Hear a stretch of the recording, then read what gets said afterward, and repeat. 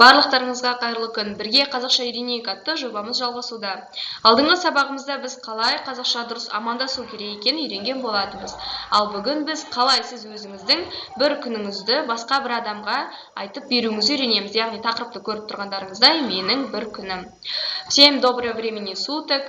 Наш проект «Учу вместе казахский» продолжается. В прошлом уроке мы учили, как правильно здороваться на казахском языке, а сегодня мы будем учить, как правильно рассказывать свой распорядок дня. Давайте начнем. Я каждый день утром просыпаюсь в 7 часов. Мен таңертең сағат 7:00-де тұрамын. Я каждый день заправляю постель. Мен күнде таңертең төсегімді жинаймын. Я каждый день утром умываю лицо и чищу зубы. Мен күнде таңертең тісімді және бетімді жуамын.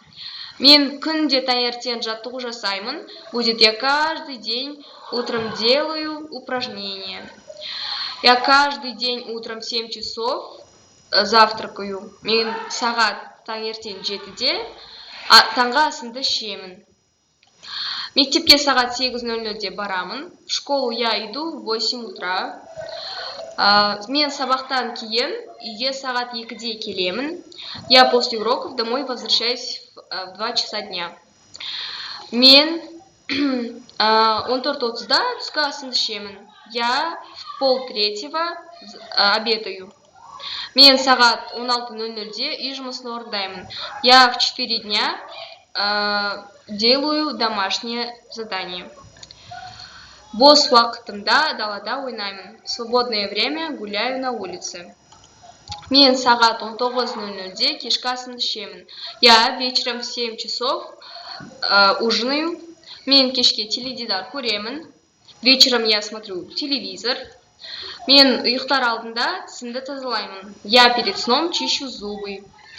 Сағат 22:00-де ұйқыға жатамын. Яғни сағат 10-да мен ұйықтаймын. Ночью, то есть вечером, в 10 часов вечера я ложусь спать. Осылайынан біз өзіміздің бір күнімізді басқа бір адамға қарапайым тілмен айтып бере аламыз. Вот так мы можем рассказать свой распорядок дня очень просто кому-то другому. Это коротко и ясно. Всем спасибо за внимание. До свидания.